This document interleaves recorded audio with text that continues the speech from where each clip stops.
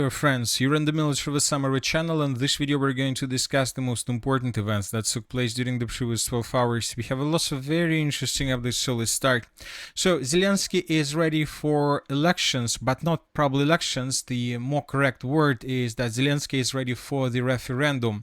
So what kind of referendum we're talking about? So according to information we have, Zelensky is still against the peace agreement clause on the withdrawal of the armed forces of Ukraine from the entire territory of Donbas. Ukraine's position on Donbas remains unchanged. We stand where we stand.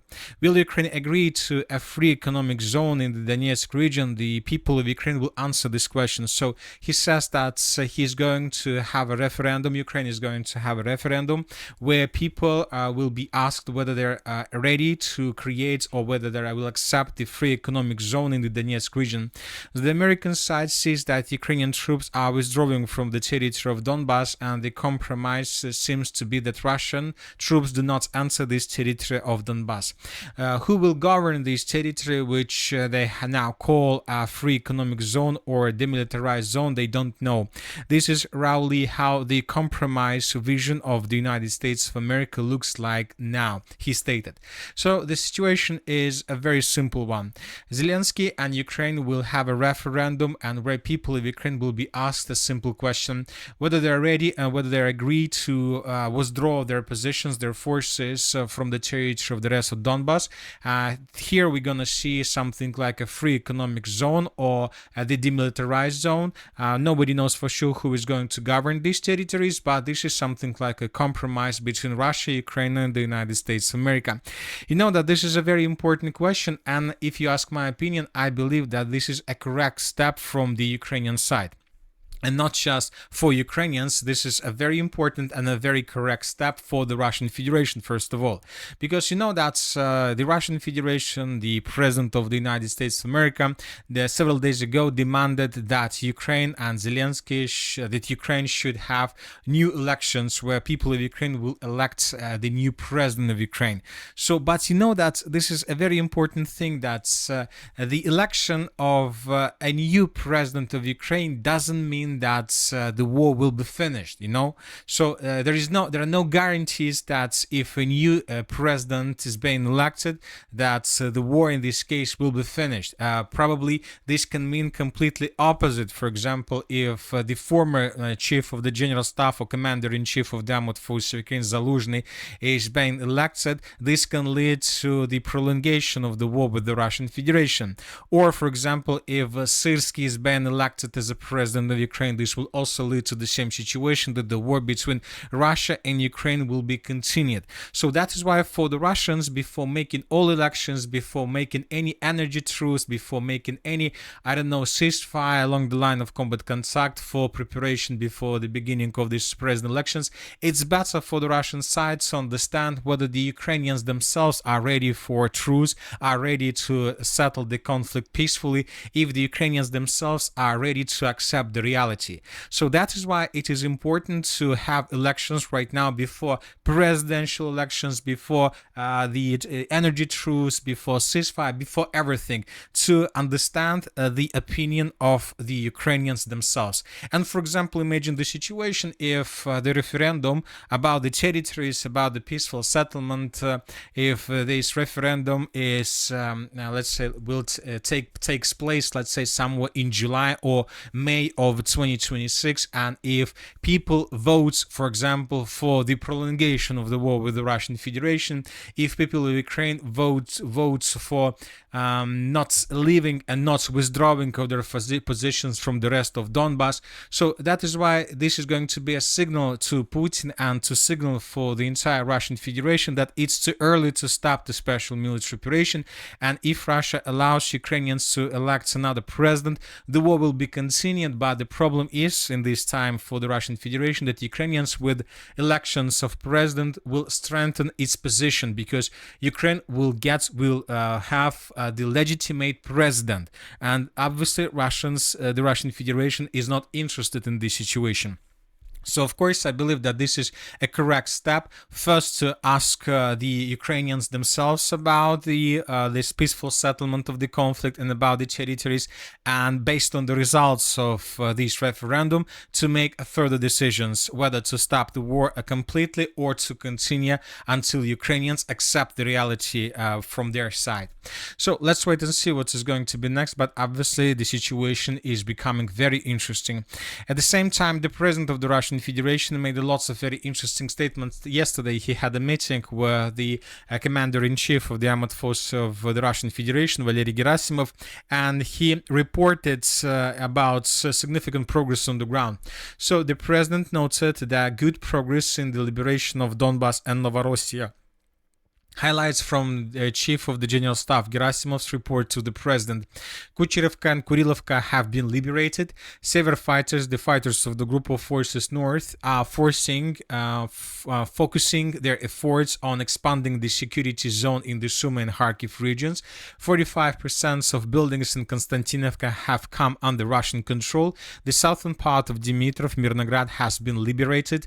Fighting is ongoing in the center and north. Street fighting is ongoing in Gulay-Polye. Guards of units of Vostok fighters are also conducting an offensive in the south of Dnipropetrovsk region. So once again, this information was provided to the President of the Russian Federation by the Chief of the General Staff of the Armed Forces of the Russian Federation. So now let's discuss everything in details. We have lots of changes on the ground. And first, let's talk about the northern directions. Once again, according to this report, the Russians of the group of forces north are focusing their efforts on expanding the security zones in the Sumy and Kharkiv regions. So when talking about the situation on the ground, we can see that this is something what is happening right now. Let's talk about the Sumy direction. We haven't been talking about this area for a very long period of time.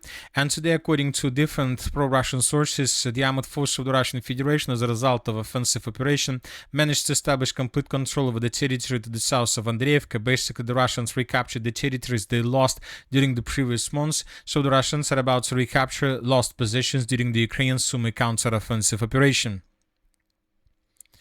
As for the northern Kharkiv direction, here we can see the same story. The Russians continue offensive operation. Just yesterday, according to the Minister of Defense of the Russian Federation, the Russians managed to establish complete control over the settlement by the name of Liman. So the village was captured and secured by Russians, according to the Minister of Defense. And today we had a report that the Russians continue advancing, and as a result of clashes, the Russians improved their positions, and Russians answered the settlement by the name of Semyonovka. Furthermore, according to mappers, the Russians managed to answer the settlement of Prilipovka from the east. So now we understand that Russians are tasked to establish complete control over this territory. We are talking about the villages of Seminikovka, Grafskaya, Prilipovka, and the southern part of the settlement of Vilcha. When Russians finish the battle for this territory, they will be able to establish a very powerful foothold, and from these positions the Russians will launch their major offensive operation towards the settlement by the name of Bely Kolodys. Furthermore, in the same northeastern part of Kharkiv region, the Russians intensified their offensive operation between the villages of Ambarne and Kolodysne. So these are the changes on the ground between the dates. This is the situation by the end of the 11th of December, and this is the beginning of the 12th of December.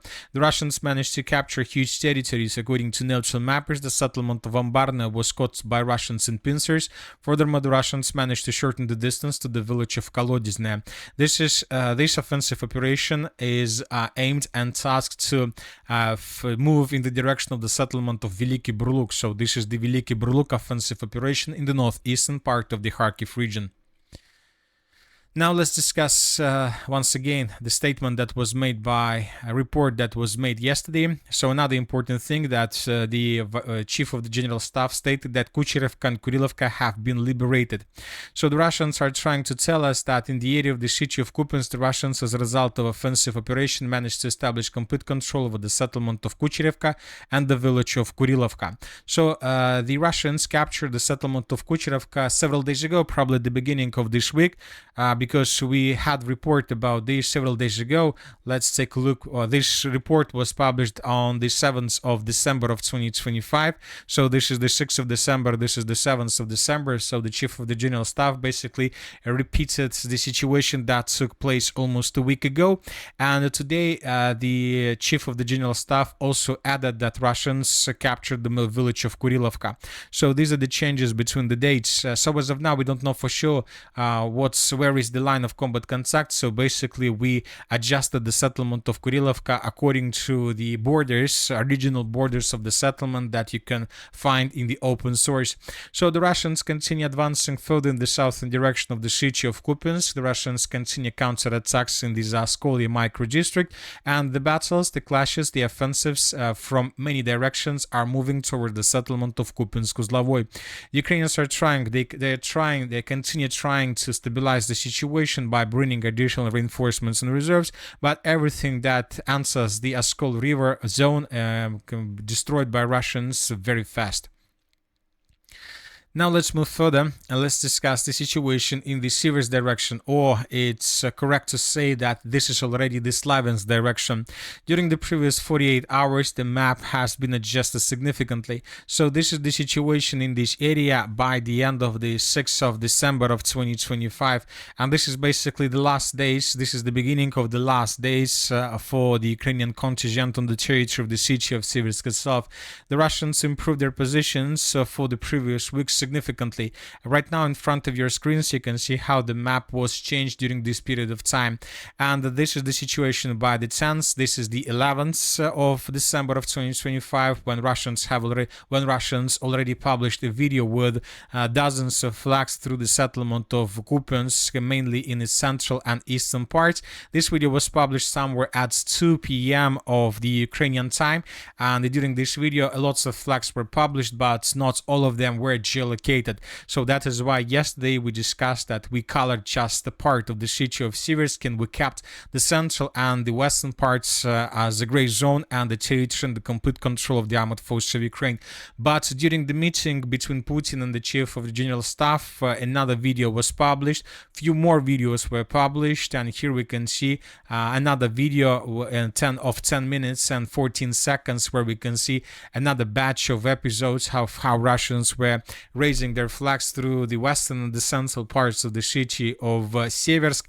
So based on this video, we came to the conclusion that the city of Seversk indeed was completely captured by the armed forces of the Russian Federation, and we have adjusted the map completely. Furthermore, the Russians managed to capture the city of Seversk. We have no doubts about this. The Ukrainians were forced to fall back in the western direction, and later in the evening of the 11th of December, another video was published, this one, and here we can see how Ukrainians of the 54th Mechanized Brigade were attacking Russians in the fields in the vicinity of the settlement by the name of Sviatopokrovskaya. So one of the episodes of those attacks took place exactly on the intersection of these three lines. So based on this video, we also adjusted this part. So the Russians captured the city of Siversk, and the most important is that the Russians began advancing further in the western direction. We see that the Russians are moving very fast. We believe that Russians will be able to take most of these territories between the settlements of Ozerna, Zakitna, Platonovka, Seversk, and Sviatopokrovskaya, Kuzminovka, Zvanovka, so everything along this red line. Probably in coming days, we are not talking about months, we're talking about just maybe from 5 to 10 days, and everything along this red line would be captured by the armed forces of the Russian Federation. So as we discussed, this is already the beginning of the Sloviansk offensive operation. Of course, this attack and this progress could be postponed by Russians only in case if they decide first to capture the settlement of Liman. As for the settlement of Liman, there are very heavy clashes for this area. The Russians are storming this settlement from the east, and most likely due to the fact that the city of Siversk was captured, now the Russians have possibilities to redeploy additional forces in the Liman direction as well. So in this video, for example, we can see how Russians were bombing and attacking the city of Liman with aviation, with FAPs, trying to reduce the settlement to ruins and to prepare the city before the beginning of the ground operation. As for the city of Mirnograd, during the previous 12 hours, nothing has been published from this area. We believe that the situation here is also coming to its logical end, and we believe that in coming hours and maybe in coming days, the city of Mirnograd would be captured by the armed forces of the Russian Federation as well. Before moving further, another important statement is that, according to the Chief of the General Staff, by the beginning of the 11th, 12th of December of 2025, the Russians captured around 45% of the city of Konstantinovka. So as for the current situation, the Russians control just probably around 10%. So if the information about 45% is correct, this means that the line of combat contact most likely goes somewhere along this red line, and everything to the east and to the left, basically, or to the right of this red line is already under complete control of the armed forces of the Russian Federation. Of course, we are waiting for geolocations to confirm this, but 45% of the city of Konstantinovka is a very big number. As for Guliai-Polya, the Minister of Defense and the Chief of the General Staff confirmed that the clashes are taking place on the territory of the city.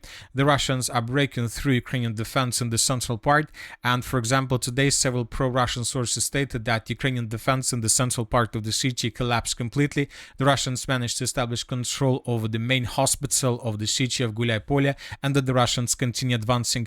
Based on this report, we can make a conclusion that probably 10 days left before the Russians establish complete control over the territory of the city.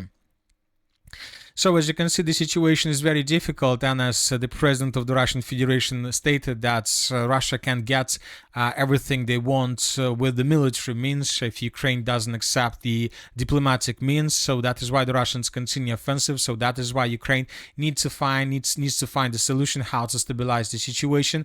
And for example, today we got report that this Saturday representatives from Ukraine, the US, and Europe will meet on Saturday to discuss a peace plan according to Axios. Basically, they will meet to understand how to save the situation, how to rescue the current situation, and to force the Russians to stop or at least to slow down. But we understand that Russia will not accept, the Russians will continue. Kiev agrees to withdrawal of the Ukrainian armed forces and the creation of the buffer zone in Donbass, according to Le Monde. At the same time, Ukrainian authorities believe the withdrawal of both Ukrainian and Russian troops on both sides of the current front line is necessary. With downcast eyes and a trembling voice, German Chancellor Friedrich Merz acknowledged on Thursday, December 11th, that Ukraine is now ready to accept the territorial concessions. According to the publication, the withdrawal of the Ukrainian armed forces from Donbass is included in the peace plan Zelensky presented to Trump. So tomorrow on Saturday, there's going to be a meeting between Zelensky, United Kingdom, France, and Germany, and the President of the United States of America made a very interesting statement about this. The US has not yet decided whether to attend the meeting with Europe on Ukraine tomorrow. So this means that if Europe and Ukraine stand on their position, on their 20-point plan, not on the 28-point plan of the President of the United States of America, most likely the President of the United States of America will avoid this meeting, which is going to be a very strong signal to Europeans and to Ukrainians that the United States of America quits the conflict, and then Europe and Ukraine will be forced to fight with the Russians alone without any support from the United States of America. We will attend if we think there is a good chance. We don't want to waste a lot of time. We'll see whether we attend the meeting or not. Trump confirmed that the US is ready to conclude a security agreement with Ukraine. The president emphasized that his peace plan for Ukraine includes the division of territory. A peace agreement is complicated because you're dividing territory in a certain way. It's like a very complicated real estate deal multiplied by 1,000. He also stated if the war in Ukraine isn't stopped, it could escalate into World War III.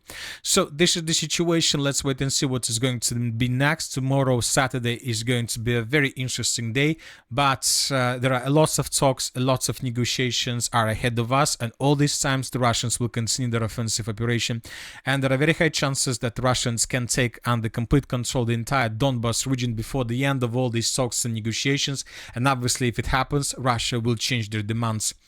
And that's it for the short video. Military Summary channel reminds to we condemn any violence in the world. Thank you for your watching. Subscribe to my channel, put your likes, join my Patreon, and have a good day. Bye bye.